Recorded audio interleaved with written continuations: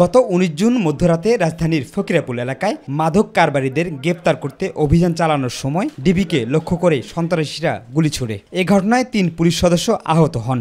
গোপন সংবাদের ভিত্তিতে আমাদের ঢাকা মহানগরীর গোয়েন্দা বিভাগের একটি টিম সেখানে অবস্থান করে। অসংলগ্নভাবে কোনো এক ব্যক্তিকে সেখানে ঘোরাফেরা করতে দেখে। তার দেহ তল্লাশি করে তাৎক্ষণিকভাবে তার কাছে কিছু ইয়াবা পাওয়া যায় এবং তার মোবাইল ফোনে এই সংক্রান্ত কিছু মেসেজ তারা দেখতে পারে। গুলিবর্ষণ শুরু করলে আমাদের এএসআই আতিক তার পেটে গুলিবিদ্ধ হন এবং কনস্টেবল সুজন পায়ে গুলিবিদ্ধ হন এবং উক্ত টিমের যে নেতৃত্বদানকারী আমাদের কর্মকর্তা এসি শোয়েব আহত হন। যদিও তখন প্রাইভেট কারে থাকা ৯,৫০০ পিস ইয়াবা সহ ৩ জনকে গ্রেফতার করা হয়, তবে শুটার ঘটনাস্থল থেকে পালিয়ে যায়। এই অপরাধের দায় থেকে রেহাই পাওয়ার জন্য দেশের বাইরে বর্ডার দিয়ে পালিয়ে যাওয়ার একটি চেষ্টা করছেন।